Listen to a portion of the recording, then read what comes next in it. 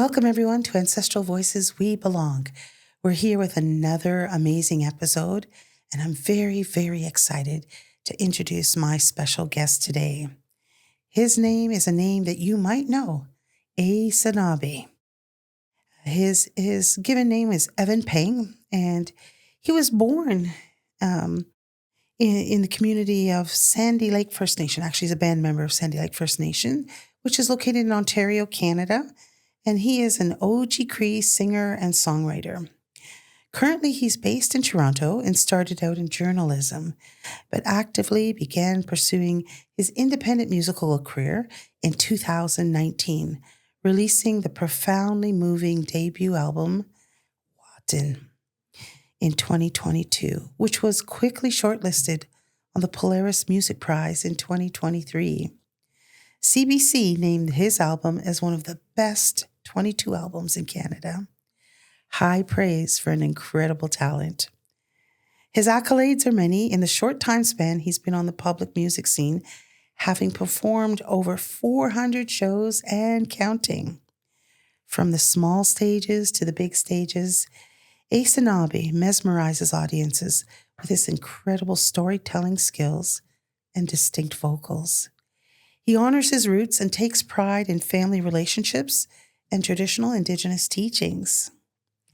On March 23rd, 2024, Aysanabee made history as the first ever Indigenous artist to win the Juno Award Alternative Album of the Year and the coveted Songwriter of the Year for the song Here and Now. Following that, in 2026, he is nominated again for the Junos under Alternative Artist of the Year and Contemporary Indigenous Artists or Group of the Year, with 2 Canadian Folk Music Award nominations, including Indigenous Songwriter of the Year and Single of the Year. So it's just going on and on and on. His work is one that I celebrate and I'm so proud of. He's a multi-instrumental talent. So he plays many instruments, and he's traveled locally, nationally, and internationally, sharing his incredible gift of music making, wrapped with his unique vocals, having shared the stage with many, many well-known Indigenous artists. Aysanabee is currently signed to Ishkode Records and has currently released 3 albums with another one in the works. So I want to welcome you, Aysanabee. Hello. Hello. Thank you so much for having me. Oh, we're thrilled to have you on Ancestral Voices, We Belong. It's your first visit with us and such an honor to host you. I wanted to start with a little history between us and how we met and where we met, which was during the pandemic in 2020. And your first album was in the works, unbeknownst to me. I had no idea who you were, if I'm going to be honest, but I don't think you knew who I was either. But here we are, sitting together at a table, sharing an event in which we both had a role to play. And we also played some games. I don't know if you remember this, but we were playing a get to know you, an icebreaker, and we traced our hands, and I think we had to put some words or something on it. And I kept your hand, and I told you that I think one day you're going to be famous, and I'm going to sell this on eBay. And I want you to know I still have that drawing. And it's true. You are so famous today, and your life has taken a dramatic turn. Now, I have a little bit of bronchitis, so I'm going to be a little bit wheezy here. But I wanted to thank you for spending that time with me back in 2020, and then answering the call in 2021 when I had the great honor of organizing the Juno's Indigenous Celebration Awards, and I asked you to come on. I had to fight for you, but you were worth it. And you were so humble when I told you that I didn't have money to pay you because the money was very tight then. But you came anyways. And then the very next year, you're on the big stage receiving all of the accolades and all of the awards that you so richly deserve. So I want to say I'm so incredibly proud of you. And I'm honored to see your passion blooming in the way that perhaps you have envisioned and hope to see, because this is a driving force for you. This is something that I see you must do. You feel absolutely compelled to do this. And so my first question to you is, can you share with the listeners at this very moment, because it's just the beginning of the journey for you, what are you most proud of? And you said in your thank you speech with your first Juno Awards that you can't believe you're standing here because you were in your, a year ago, you were in a trailer with no heat and water. Oh yeah, no, it was because I had grown up in a trailer in the country with no electricity and no running water. Um, yeah, it had a wood stove there. Yeah, I think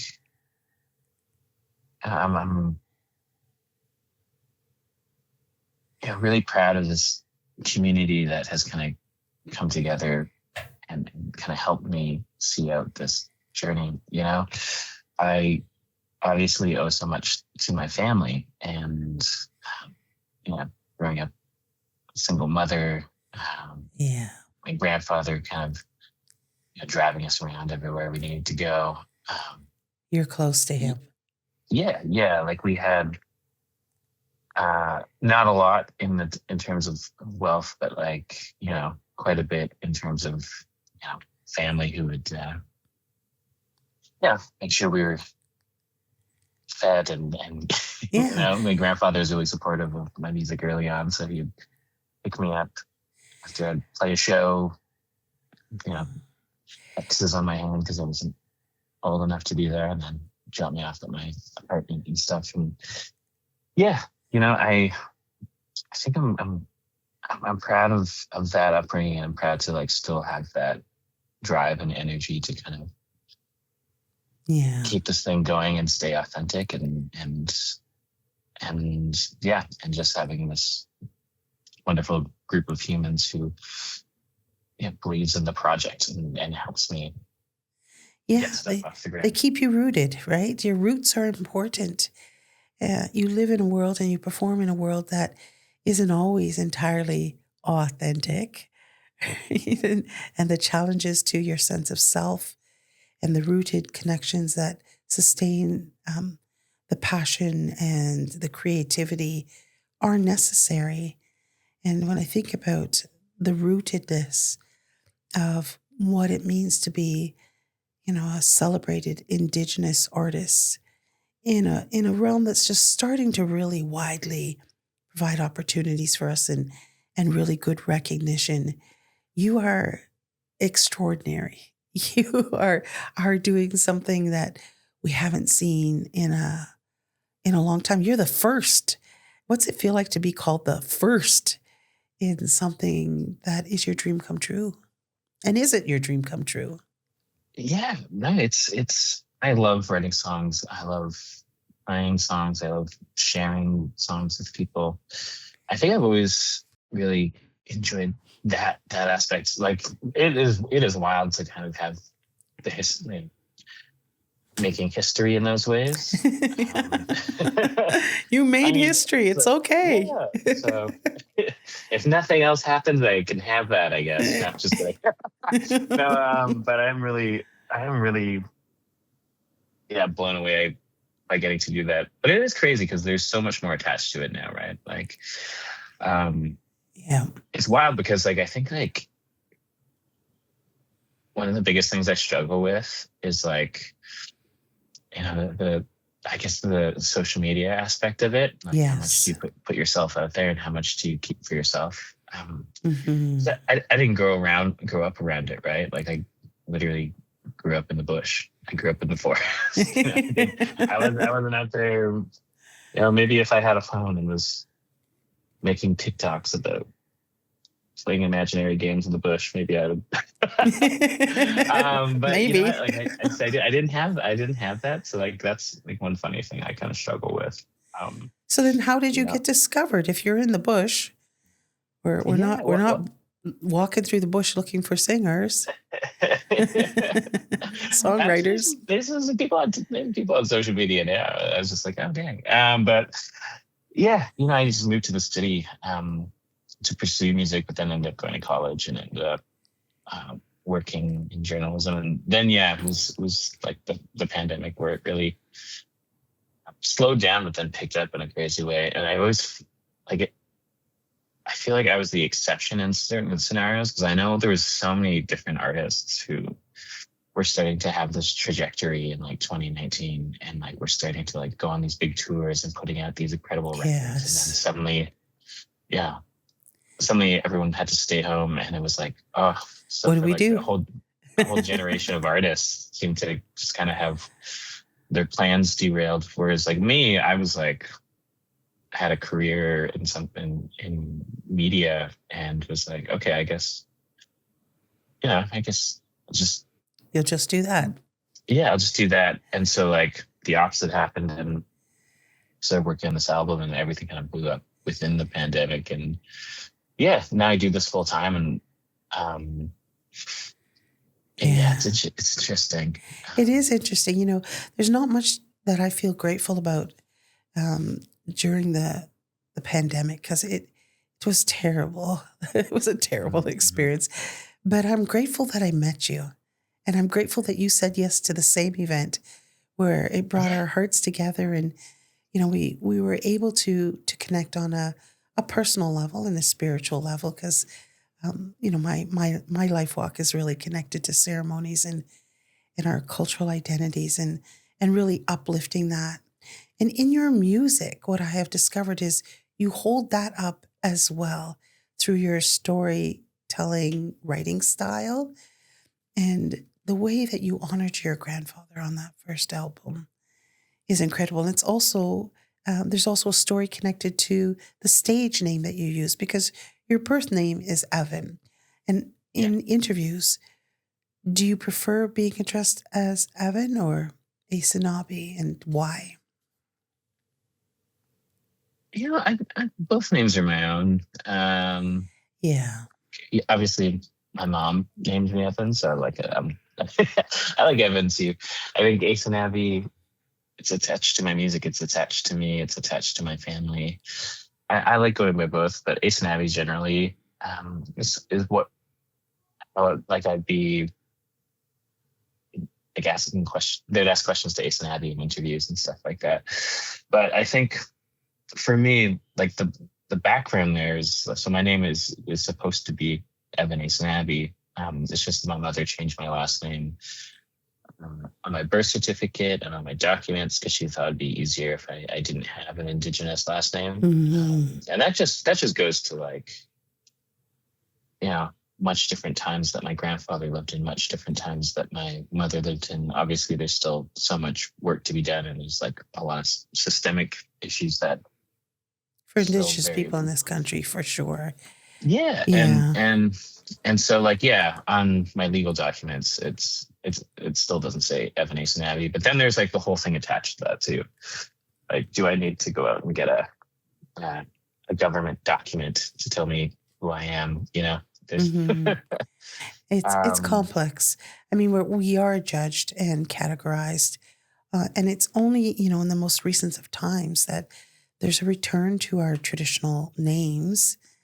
And it's not just a last name for you. You know, this is identity.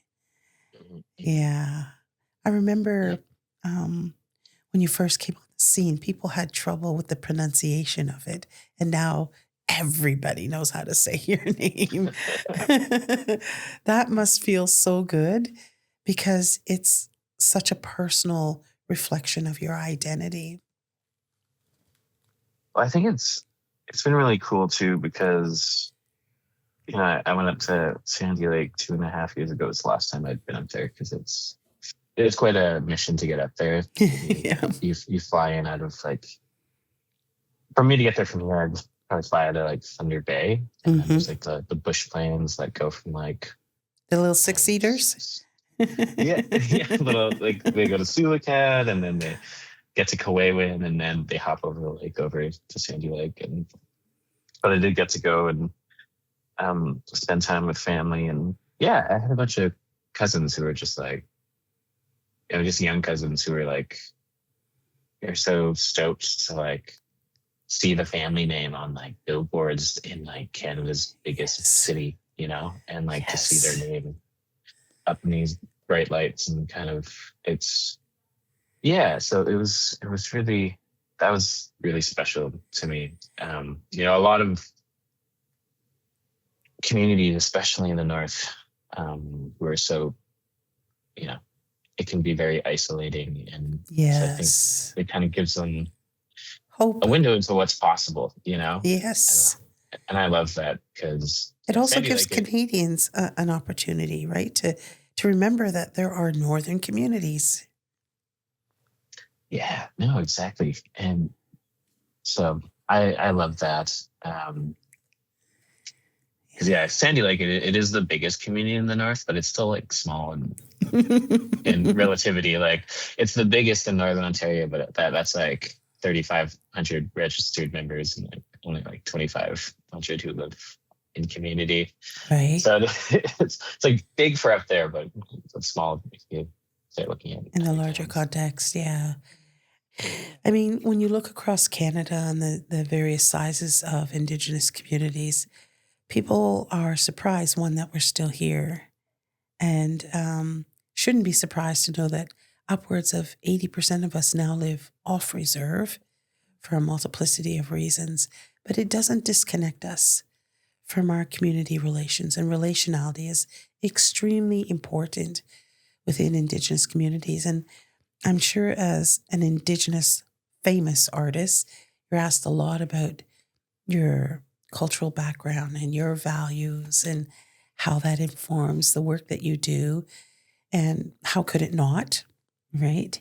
You had a almost like an overnight transformation into prominence from the bush, and a very different, quiet life where your passion could bloom uninterrupted. But now, time management must be the most honed skill you now possess.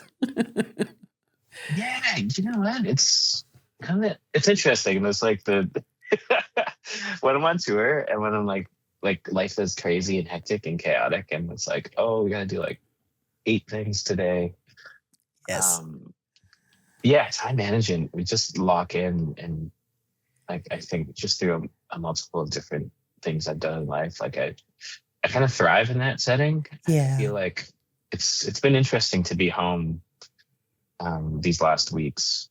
I booked all of February off to good for you to write and dream up the next album, and it's been having like the free time, which I did. It's like I'm getting back into to-do lists, because there's definitely a few days where I just kind of puttering around, like staring out my window like a cat. Yep. And acting like a regular person. Yeah, and it really kind of made me crazy. Like it was wild, because just like 3.5 years of, there's always something to do. There's always this next mission or next thing, and to suddenly have like this little patch of time, I was just like, relearning that, that patience, and that,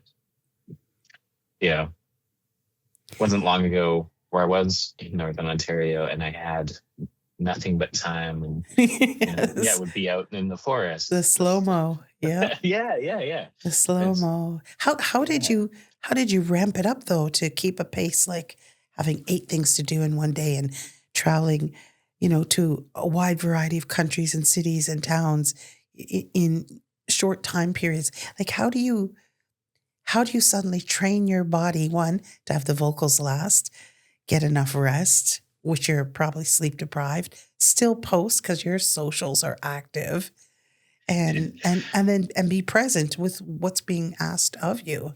How'd you learn that? I always love to see new places and kind of explore a bit. And even from Sandy Lake First Nation, like that, like people of Sandy Lake were nomadic people, right? And like went from place to place, and kind of had their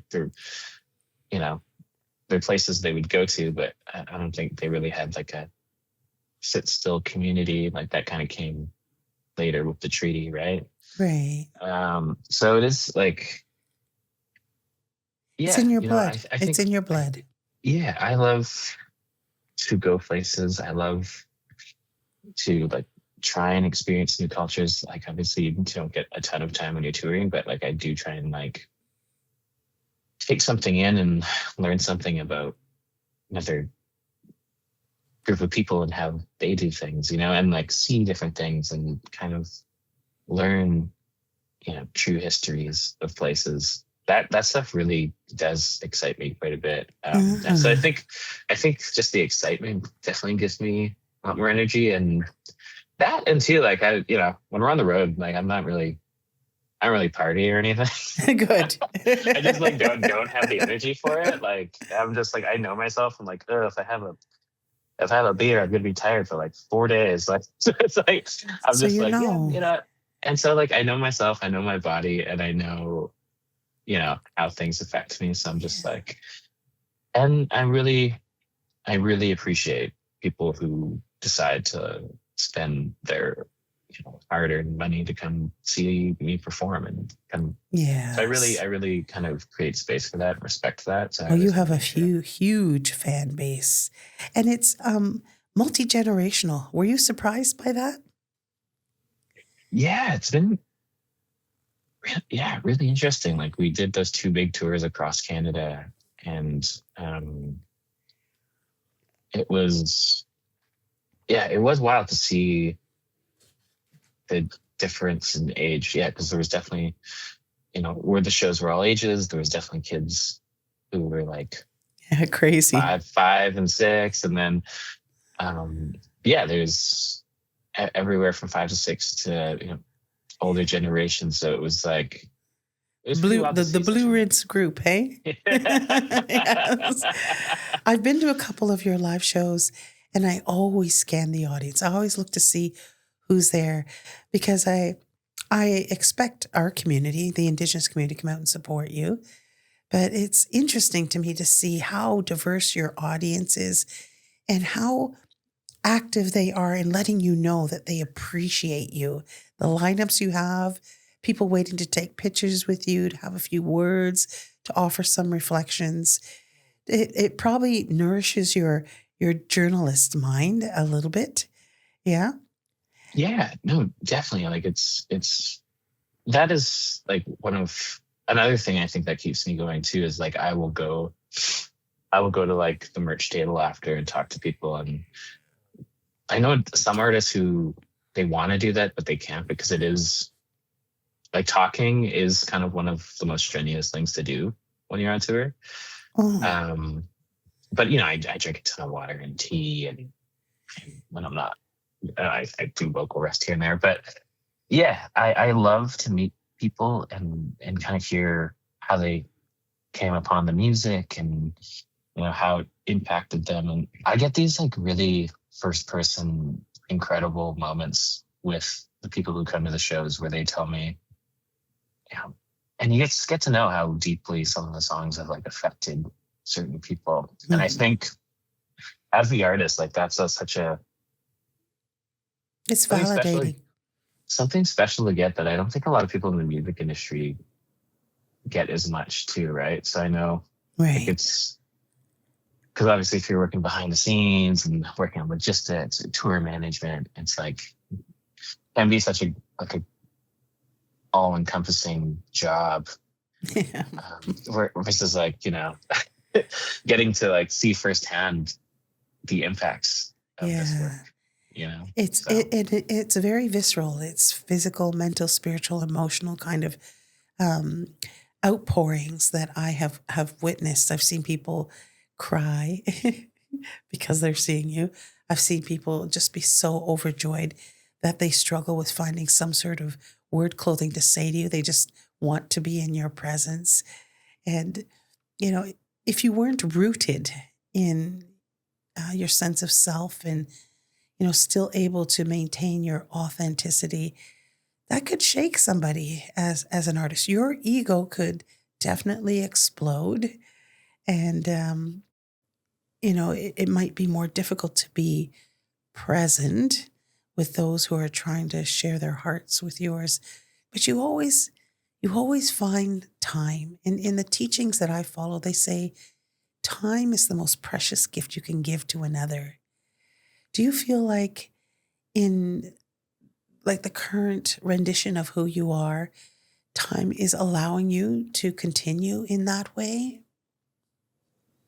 Yeah, you know what? Like, it's crazy because I always like jump back and forth between like, you create your own luck to suddenly that I'm just like always blown away by, fate or whatever you want to call it. Like sometimes things happen, you're like, wow, like, so that I noticed that happening on so many different things, but even this year, like I'd be lying if I said like, yeah, at the end of these crazy 4.5 years, like wasn't getting tired at the end of it. Right. And then That's honest. Suddenly like this year, like we got the acoustic tour coming up, which is like 6 weeks, and we're doing like Canada, Germany, and Taiwan. And then after that, like I think we have 6 festivals and like a handful of private events. And compared to like the last 4 years, like it's like pretty sparse. Pretty sparse. Don't put that out there. It's going to get busier. And so it's like, you know what? That's not bad. Like stuff happening, and it does allow for me to have the space to think about. Do you get to choose your bookings, or your manager just books you and away you go? No, it's like they take in offers, they put in, put my hat in the ring or how they do it. There's this massive ring and they throw my hat in it. No, I don't know. Like, different agents will pitch their artists for stuff, but they'll always ask me, and we'll always have a meeting about it and like, weigh it out whether or not it works like logistically, or whether or not like I just really deeply want to be a part of this event or something. So I'll always get asked and have the decision. Good. But I'll always hear out the team too. Like, there's definitely will be some times where it's like, "Ooh, that's a crazy travel day to like play this event in one part of the world, and then fly over and play that event, and like fly back to the neighboring town where I just was before I left." You know what I mean? It's like, yeah. So some of the scheduling, I don't think we've ever turned something down. There are moments where I'm on the flight, I'm like, why did I agree to this? But then, especially with the time change, I'm sure that probably gets you. Yeah, that's why like we're starting to explore Mexico and South America a lot more. Like, yeah, I don't have any, like everyone seems to go to like Germany, and like historically Germany would be the gateway to the US, right? Like that's how the Backstreet Boys did it. Oh, I didn't know that. So there's like this whole, it's like the third largest music population, right? But then like, I don't know, I don't have any peers that have gone down to Mexico and have done this crazy work. Huge audiences down there, huge audiences. Yeah, and such music listeners. Like, yes. I was talking to this Mexican PR firm, and they were just saying like, yeah, you know what? On average, the world's like people listen to like 18 hours of music a week is like the world's average or something. I'm not exactly sure where they pulled the numbers from, but I'm sure it's got to be close. And she was just like, but Mexican people listen to 26 hours a week. And I was like, wow, that's a lot more music consumption. And so, but even beyond that, like there's just so many different similarities, and especially as an Indigenous person, especially as far as like such rich culture and family, and like, I don't know. And I think in ways we can see, potentially if I go down there, they can potentially in some ways see themselves in me too. I think there's a magic in that. I like the word magic. I feel like our people were born with magic in our blood. And we constantly bring that forward in a way that is never expected. So it ends up just feeling magical. Do you have, like, is there something and some place that you want to perform that is like your dream? You know, we hear a lot of people talking about Coachella. If you get to Coachella, you've made it. But we know that many, many people who get to Coachella have already made it, but they have the Coachella bragging rights. Is there something in your mind that you have envisioned that, oh, one day you want to be there? Man, there's so many places I want to play. Like, I feel like, yeah, even upon like digging deeper into our neighbors to the south of us, like there's so many festivals down there. Mm-hmm. Like there's like Rock in Rio and Lollapalooza, which I actually are both in Brazil. I don't know, there's like the Primavera Festival as well, which is yeah, it happens in Barcelona, the Primavera Sound, and it's yeah, you know. Well, you just spoke it out loud, Evan. So you know what? Yeah. Creation heard you. Get ready. You're going to be there. Well, it's funny. Sometimes that does happen. For people listening, that does happen, you know. Mm-hmm. I remember we were on the train in Germany, like back in when was that? It wasn't very long ago. Or no, actually, sorry, it was in Ireland. So I was like, I was in Germany in January. I was in Ireland, and we were on the train, and I was with my manager, and I was like, man, she's like, oh, what festivals do you want to still play in like over in Turtle Island? And I was just kind of like, man, I feel like I've played so many of them in the last 3 years, and they usually don't ask you to come back for, you know, many years. So I was like, I don't know which ones we haven't played, but I was like, I want to play Folk on the Rocks in Yellowknife, just because I've seen so many friends play it, and I've never been to that part of the country, so I'm like, yeah, in Yellowknife there, and just that kind of tundra. Like I've been to Iqaluit and like surrounding area there, so I imagine there maybe are some like similarities in the landscape with like the tundra and the permafrost. And you're just close to the land. I'm sure it will resonate with you. Yeah. Yeah. And so we got back. We got back, and literally they're like, oh, like Folk on the Rocks wants to have you. Oh, okay. So yeah. Here we go. Yeah. Speaking truth to power, as they say. Primavera in the next 5 years. Let's aim for that. Awesome. You know, the world knows you as a talented singer-songwriter, which is totally amazing. But what else would you like the world to know about you? Because you do have a journalism background. But is there something else you'd love the world to know about you? Because we kind of become these two-dimensional beings when we're in the public eye in some ways. But the richness of who we are isn't always captured. Yeah, you know, I think I do still love not just my own stories, but like stories of hearing other people's stories and hearing relevant stories. And I'm not sure if that's maybe just a symptom of me being a journalist for those years when I moved here. Like I do like to stay informed, and I do like to, you know, sometimes I look at music as like even like a historical tool, right? Like Yes. just kind of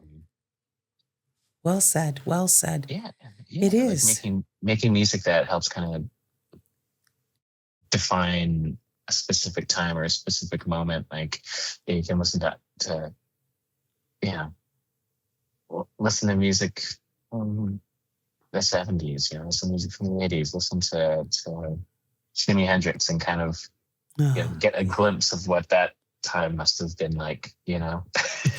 For sure, the feeling of it, and you know what was on people's hearts. I mean, music is a worldwide language. You don't need to know what somebody's saying to have a connection to it. It comes from the heart space rather than, you know, the head ego space. And it is I think it's very vulnerable space to be in, you know, to write music, to create music, to sing life into that, and then be judged on that in some ways. Not just I like or I don't like, but you know, there are judgments in place about that. And I always think that in your world, you have to be incredibly brave beings to do the work that you do and trust, you know, really trust self first. Do you think that's a fair statement about who you are and how you approach your work? Yeah, like I definitely trust my like instinct of what like I kind of like that and what I don't like when I put stuff out. I guess. I mean, I definitely like worked on songs and like I don't know. I don't think I've ever gotten it. Like, for me personally, I don't think I've gotten any better at it. I feel like songwriting is always this will be always this constantly challenging thing of like getting to the heart of whatever you're trying to say, right? And so, yeah, I definitely find um, I definitely write songs and I'm like, ew, that was actually not very good. And like I will go with it because I'm like, you know what? Like I don't want to put it out and then suddenly a bunch of people like it. I'm like, oh, that was this song I don't like that I have to sing every night. Like That's so true. maybe it's selfish, but yeah. So there's that, and I've been like trying to get better at like going and responding to people on social media. So I was actually like, yeah, I went onto like the YouTube chat area and started like thanking people like 5 months later, which is like not a good response time, I suppose. But yeah, I went on there and I was like, I was like, there's got to be because in a journalism perspective, I would just avoid the comment section, right? Like it's just like you get so many wild things in the news that you're just like, wow, that's really disheartening. Mhm. But so like going from that to music as like expecting to see like someone being like, yeah, this guy can't sing or what a bad song or something, you know? I was like, The but I was Junos going don't through, concur. yeah, I was like going through and I was like, wow, like no one, no one has come and trolled me here, so that's kind of nice. I'm sure it'll happen too. Like you know, you can't please everybody, and not everyone's gonna But are appreciate you? Are you everything. trying to do that though? Like, is that doesn't drive your passion? Is, you know, trying to please people? Why do you sing? Why do you write? I think it's just being able to offer up something. You know, I was thinking about this somewhat recently because you know I thought the career that you know I've been doing so much stuff for the last few years, and I've been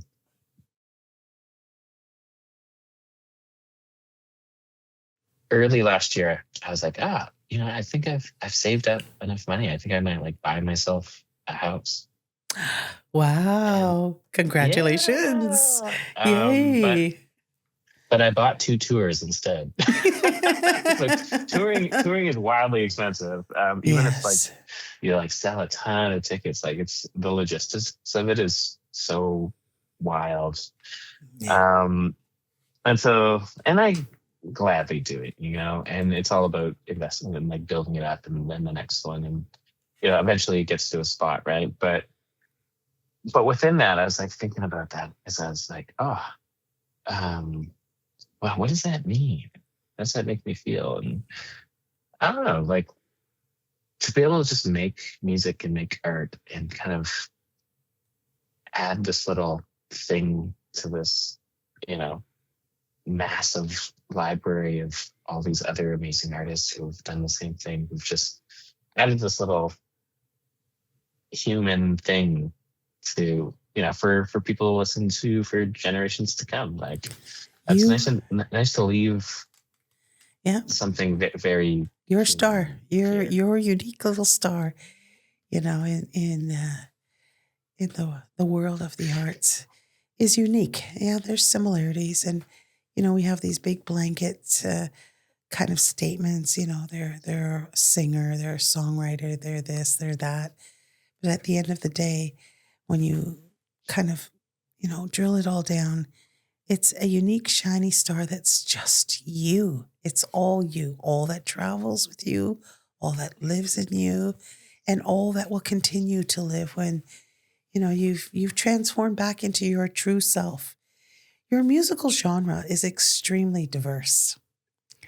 And, you've been nominated for some folk music accolades. But is there a genre that you really want to cement your talent in, or do you always want to be able to kind of float between genres? You know what? I do like floating around. I'm not going to lie. Yeah. There's freedom in that. Yeah, there's freedom in it. And like, I don't know, like maybe I'm on the spectrum a bit, but I do love being able to switch it up and like try new things and be kind of, exploring and be weird. And yeah, because the first record I put out was very kind of like rootsy and leaned into almost gospel, and that was like an intentional decision. And then put out like a rock album, and now just put out like this alternative, this more alternative album that has a lot more synthy stuff in it. And now I'm going to put out like an acoustic EP. And so I think being able to have the freedom of jumping around, and I love it. And I don't know, I always love to challenge myself, and like that is where I set the bar for myself, is to like, make sure I'm always trying to one up myself. Mm-hmm. And does the label support you in that?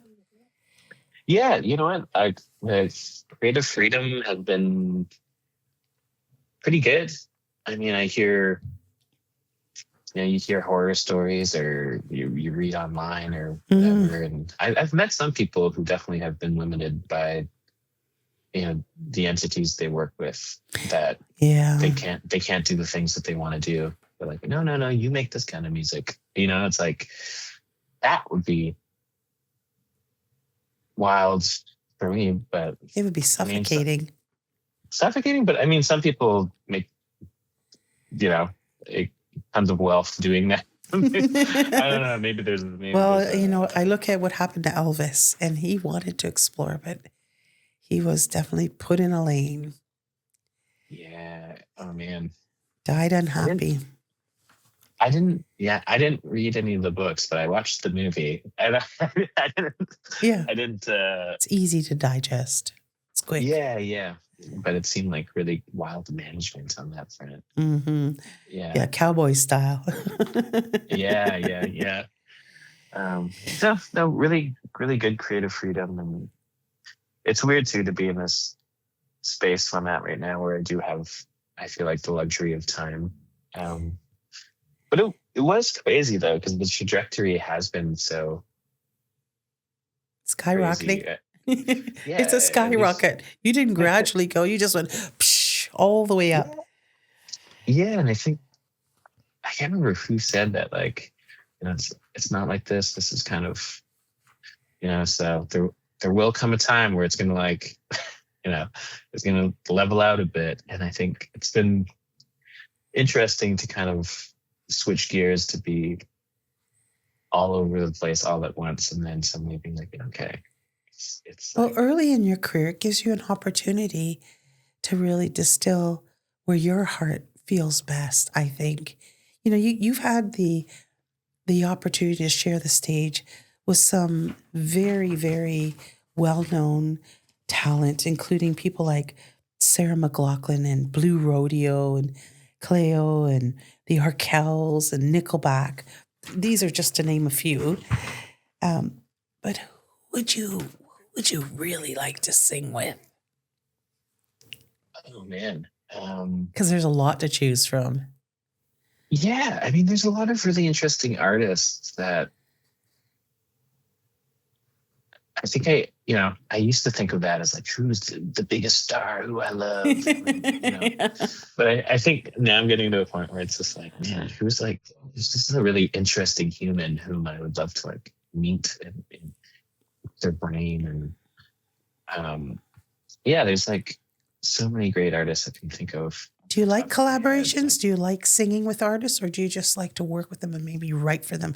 Dolly Parton does a lot of that writing business behind the scenes. And there are so many songs out there that a lot of people don't know that Dolly Parton wrote those, and they were sung by people who sing in completely different genres of music. I think I do need to explore that a bit more. Like, I've mostly written for myself. I've done a couple writing sessions for other people, but I would like to do that just to make, to be able to like exercise that part of the brain too. Because there is like such an interesting thing when you write music for other people. It's like you kind of get to cosplay this other artist. Did you say cosplay? Yeah. It's like, you get to like, because when you're writing for yourself, you're just so much more critical. Like every little syllable suddenly becomes, you can kind of judge it a little bit. Whereas like there's a bit more freedom when you're just like in a room just trying to be there to support somebody else. Like, I don't know, you're it's like a kind of a weird puzzle factory where you're just trying to like help this other person help tell the story they're trying to tell. And you're like, does this work? And it's definitely, there's a freedom in it, and it's, I don't know, less stressful for me anyways. Writing for somebody else. Yeah. Well, having a healthy sense of self-criticism, because like you said, you need to live with that forever. Do you want to be on stage singing that song forever? Yeah, it is important, and again, it speaks to your strength of self-awareness and truth. And I love the way you honor your personal truth.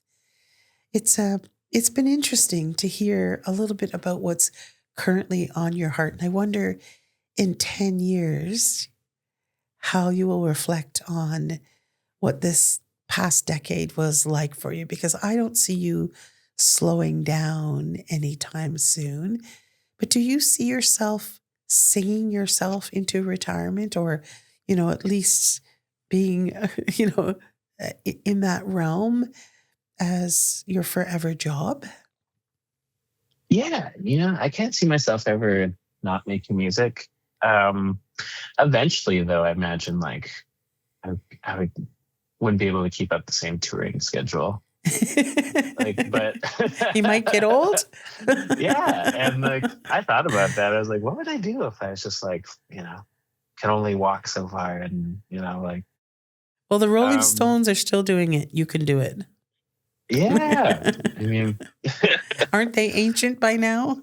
Yeah, they're still rocking it pretty good. Yeah. And I don't know. I was like, maybe I'll just open up some sort of business or something. Like have a little studio, and like I don't know, like I like to travel when I can. I really loved being in Thailand. Wow. And so I was like, was it the food? It was the food. It was the people. It was the landscape. It was, but there's like these small towns, these small little beach towns. Which I was like, man, I feel like, and I literally thought of this while I was there. I was like, man, if I was like, if I retired, like I could see myself living there, getting like, and getting like a. Saying it now, I'm not sure if I get a hostel, but I was like, make a hostel, and then one floor would be like my studio. I could have live music, and then once a week, kind of just sessions, jam sessions, make everybody listen to this music I'm making. Old man Aysanabee, making us listen to him again. But like. Old man Aysanabee, you'll be renaming yourself. But yeah. But I suppose if I went over there, I'd probably miss all the friends and people. But yeah, I could see myself making music. I could see it too, and I hope you always will. It's been a rich opportunity for me to sit and just hear you explore out loud. It's hard, isn't it, to actually put your thoughts and your feelings into some sort of word clothing in an interview. I'm sure you get interviewed endlessly. And the questions that people ask probably are repetitive over time. But as an Indigenous artist, because it's always going to come back to your cultural background, do you feel like you carry a responsibility about our people in the public realms that perhaps you didn't envision when you first started your work because you just wanted to sing and make music? Yeah, I think definitely. There's a responsibility in like a few different senses, I guess. Like I think getting some of those historic things kind of maybe take a step back and be like, wow, like I can't believe that that's a thing. But I think the idea of being a role model, and I've offered like mentorship on a few different levels, and Exactly. I always kind of want to like kind of set a good example, right? So I think that's I carry that with myself because I know there's people out there who see themselves in me, right? And so I definitely kind of hold that in a specific space. So you hold brave space in my view, and being a mentor is not a small thing. It's an important component of our humanness. Right? We need to rehumanize the earth and get back into the realms of compassion, care, love, and kindness. It's in short supply, it seems, across the world these days. And yet, when we get to music and connecting at that level, it seems to hold that love, that care, and that compassion. And I think it's one of the most beautiful aspects of the arts industry is we can tap into that again and reclaim some of our humanity and all of those good ways to live that good life. I certainly hope, Evan, for you that you always walk a life of purpose and passion, and that we get to have you on the show again, even if it's a decade later and you're now called Old Man Aysanabee. Sounds good. You're calling in from Taiwan, so we'll have to do this in the middle of the night. But I always like to, we're going to come to a close here. I always like to wrap the show up with a bit of fun.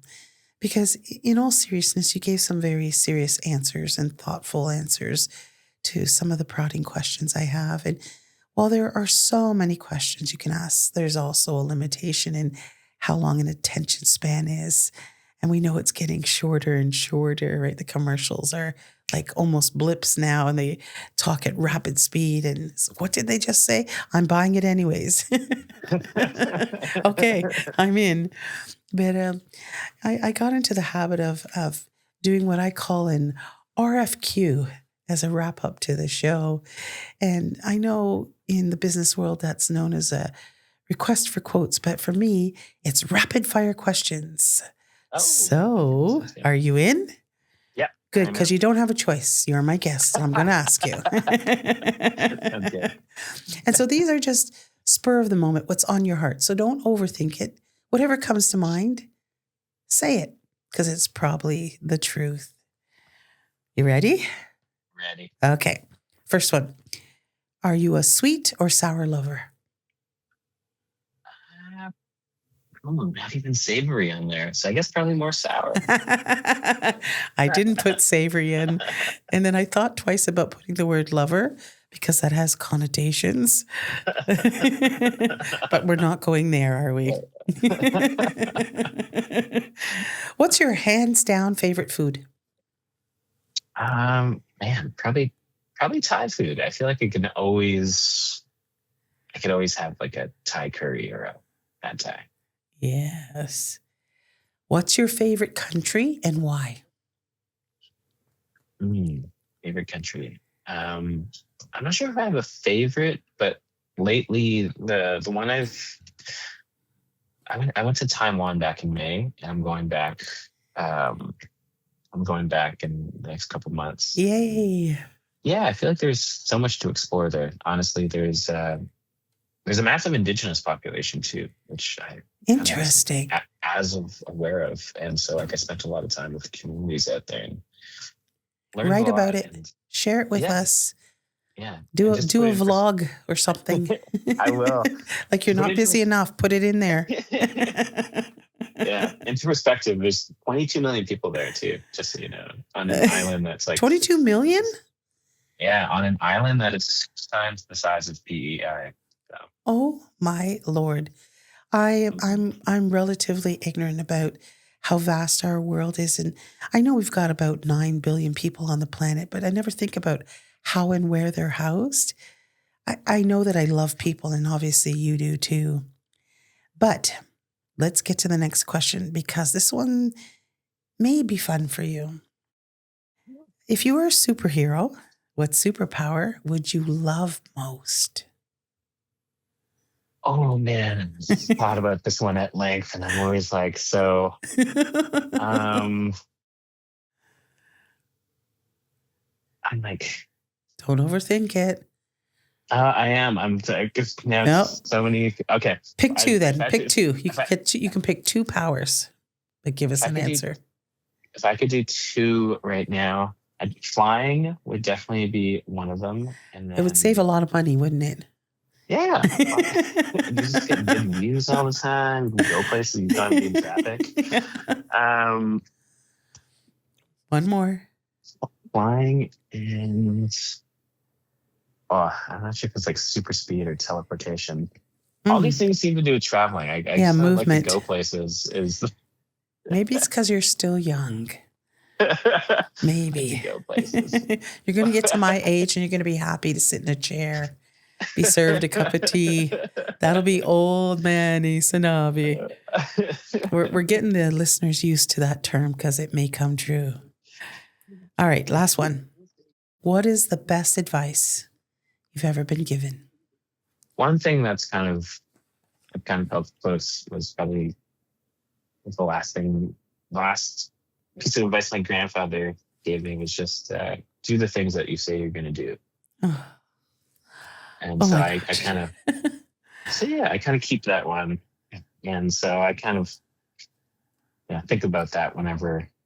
That is beautiful. Tugging at my heartstrings here. I had to hold my heart because it touched me deeply. I wasn't expecting that, but that was beautiful. But you are full of the unexpected. You truly are. And I just want to take a moment to sincerely thank you. Thank you for sitting with me today and allowing listeners to get to know you and peek in at your heart, because you have a beautiful heart. You continue to hold a hectic schedule of writing, singing, and performing, even with little rest spaces. But can you share with the audience how and where to find you? Things like, your socials, your website. Yeah. So where are all the socials you're on? Let people know that. Yeah, I'm on Aysanabee on Instagram, Aysanabee on TikTok, on YouTube, and everything's on the website, aysanabee.com. I'm not sure if people really go to websites anymore, but all the links are there. What about Facebook? I have a Facebook page that is linked to my Instagram. I'm trying to make a bigger push to go on Facebook, but I wouldn't say I'm on there as frequently. That is one where you might get like a response from me in the comment section later. But I am trying to make time to go there and field questions and stuff. Right. Great. And you do have a website, and on the website we can find out upcoming tour dates and locations and where to get tickets. Yeah, it's all there.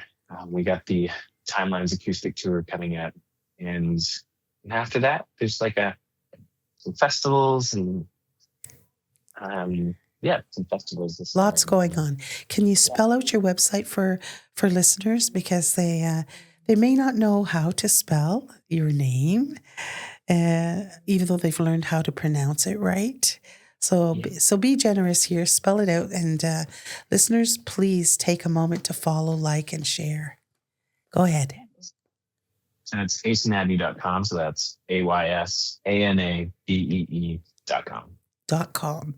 You're on the .com. Any last words? Anything else you want to offer and say before we bring things to a close? Yeah, I hope everybody's having a good day, and I hope they're doing one thing for themselves. Oh, I love that. Again, your heart always steps ahead of you. You always lead with your heart. Chimigwech, my friend, for sharing one of our most precious gifts, which is the time. With the listeners and me, I feel very privileged and honored. I want to wish you safest of travel wishes as you continue to root your name into the Canadian musical history books. You take good care. Take good care always, in always. And I look forward to chatting again, old man Aysanabee. English. Thank you. Take care. Bye-bye. Wow. That was such a beautiful opportunity to connect to a talent that is just beginning to give us a taste of the extraordinary. And I'm truly looking forward to his future magic. This episode of Ancestral Voices is powered by Neighbor Studios and supported by the town of Aurora, the wholesome conscious and designed to plume. We thank you for continuing to bring this podcast to life. And of course, it's a privilege every day to kind of give you a peek into our world and our way of life as people of color. Ancestral Voices We Belong can be found on Spotify, iTunes, and YouTube. We love to know how best to serve you. So please like, follow, share, and comment on our various sites so that we have a chance to know, one, where you're tuning in from, what you like best, and maybe what you want to hear moving forward. I want to thank you for taking the time to sit with us. And until next time, be well, everybody.